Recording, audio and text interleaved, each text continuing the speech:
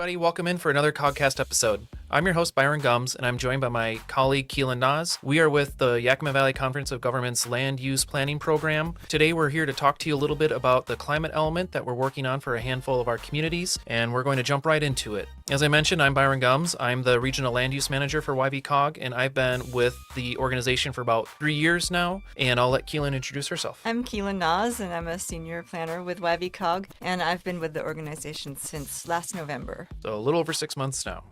Today, we're talking about the climate element, and Keelan, I'm going to ask you to give us a little bit of background on what that is. Is it required? How's it being paid for? Who's funding this climate element? Yeah, so the climate element is a requirement of basically all jurisdictions in Washington state. It came about from the Climate Commitment Act, which was passed in 2023. All communities plan under the Growth Management Act are required to put a new element, which is a chapter in their comprehensive plans, which is the climate element. It is funded through the Washington state taxpayers, and we are our work is being overseen by the Washington State Department of Commerce. So you mentioned the Growth Management Act. What does that do? So the Growth Management Act guides growth in Washington state. All communities must have comprehensive plans, which is a document that guides where the community is growing, how it's going to grow, where locations of neighborhoods will be, as well as the economic development and commercial development in a town or city. The communities in the Yakima Valley are required to plan under the Growth Management Act.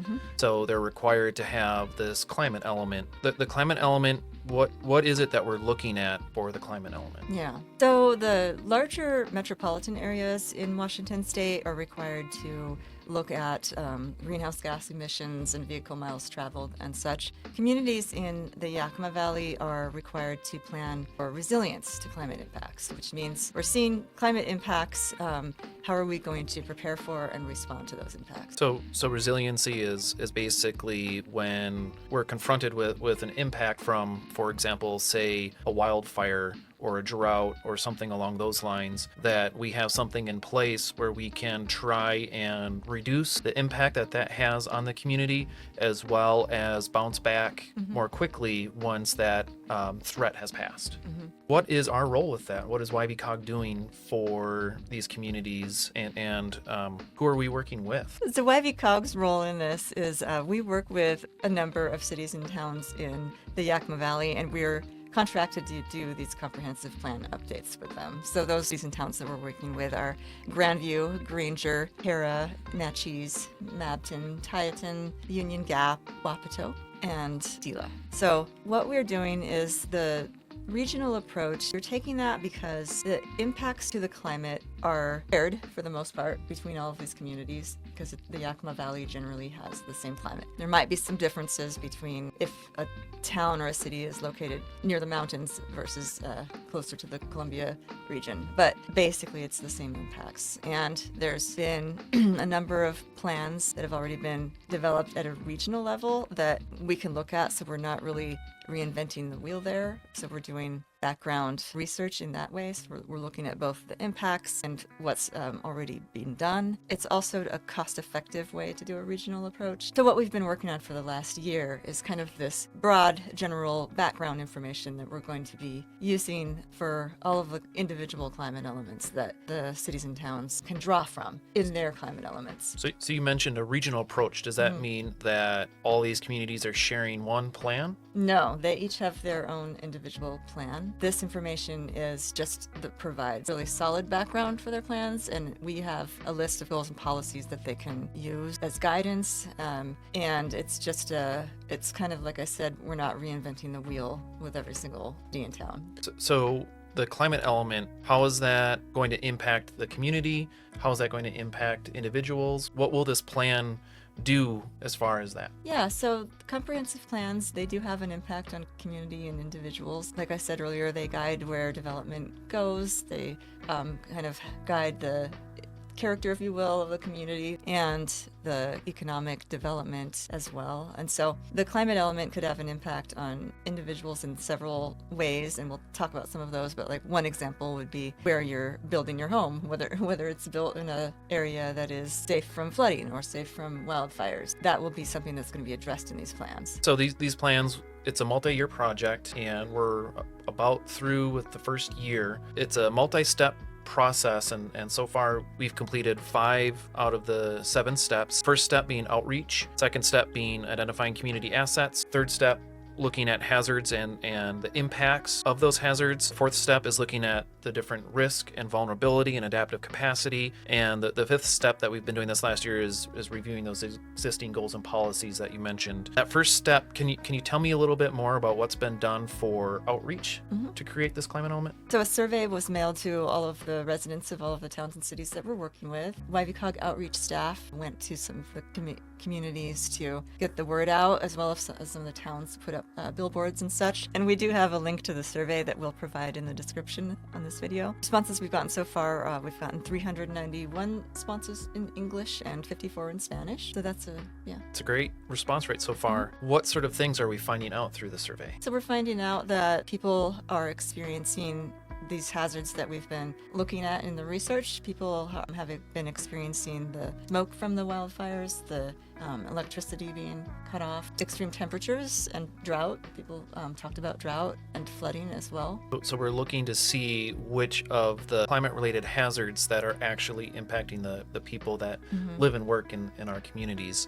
Are we looking at ways to prioritize or rank those hazards, or is there one that's more important than another? Yeah, we are using that to kind of combine it with the research that's been done. And it really, like I said, it matches pretty well with people's responses on these surveys. So in general, they're quite closely ranked, I would say. The wildfire is a high hazard, as well as the drought and the high temperatures, and then maybe flooding being a little less. And then there's some others as well. But those would be the highest ranked hazards that we're looking at. The people that are in our communities are most concerned about wildfire. They're most concerned about drought and extreme temperatures. So those are the things that they're being impacted by. Yeah, so like we got some written responses, and several people wrote in and said that they've experienced issues with extreme temperature when it comes to working in the fields or the orchards. Other people also wrote in and talked about the disturbances to the electricity. Great. Sounds like outreach is coming along, and it's really important that we continue to get those responses and feedback from the people, because we want this document to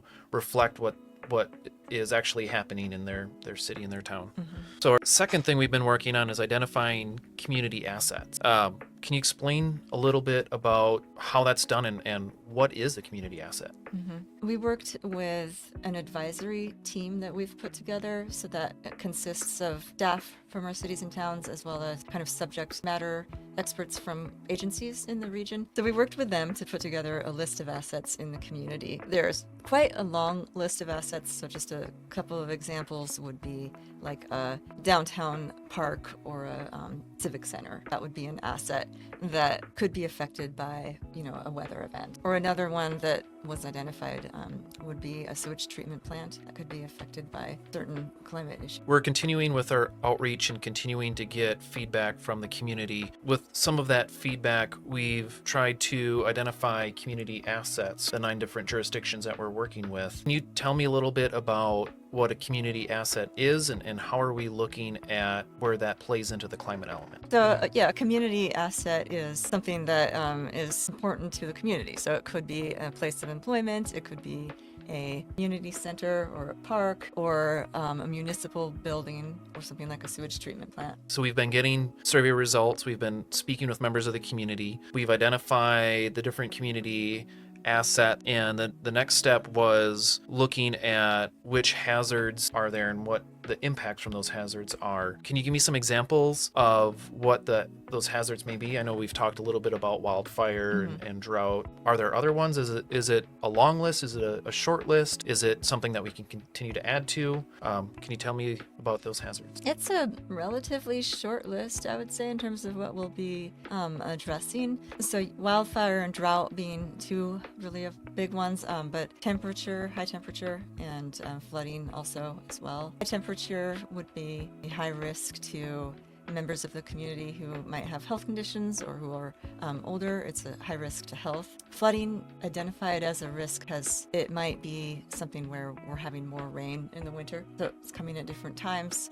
Smaller streams could flood more. It's just kind of a different situation than we're used to with that. Okay. Step 4 is looking at risk and vulnerability and adaptive capacity. Can you help me understand what risk and vulnerability is and adaptive capacity? Risk would be how combination of how likely a hazard is to happen and how destructive it is when it does happen. Something like wildfire is likely to happen and it's very destructive when it happens, right? So it's a really high risk. Vulnerability would be how vulnerable that asset that you're looking at is to that risk. So if you're looking at homes for a neighborhood, for example, looking at the wildfire, it's very vulnerable to wildfire. However, it kind of depends on where it is. So if it's close to an area that's prone to wildfire, it's more vulnerable than it would be if it was downtown or in an area that's Okay. Yeah. That makes sense. And then adaptive capacity. What is adaptive capacity? The adaptive capacity is the ability of the asset to respond to the hazard. There would be different levels of adaptive capacity. An example would be, so the asset would be a community park, right? And the hazard would be extreme high temperatures. So that adaptive capacity of that would be relatively high.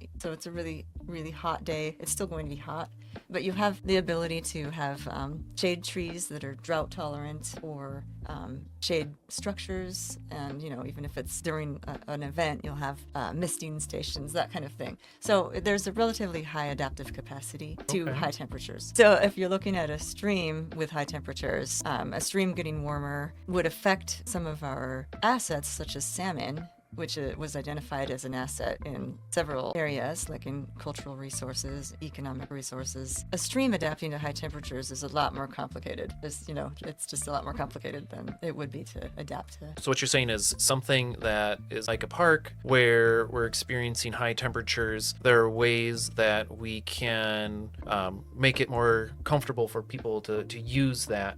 Whereas where it's something like a stream where the water is getting warmer and could impact the fish in that stream, not as simple to just go build a shade structure. You can't do that to the Yakima River. So it's going to be a lot more effort and engagement to try and protect those assets and those resources. Yeah, so it would have a lower adaptive capacity. Okay, interesting. So in the last year, the last thing that we've been working on is reviewing existing goals and policies. So with comprehensive plans and these other plans, there are goals and policies. Are we just taking existing ones to use for the climate element? Are we writing our own brand new goals and policies for the climate element? What are we looking at by reviewing existing goals and policies? Well, we reviewed the comprehensive plans of all the towns and cities that we're working with, and they have goals and policies that would relate to this element. So those would be something that could either be, moved from one of the chapters to the climate element or just shared. And then we also reviewed a number of plans that are already working on climate resilience in the Yakima Valley or just at a regional level, like central Washington.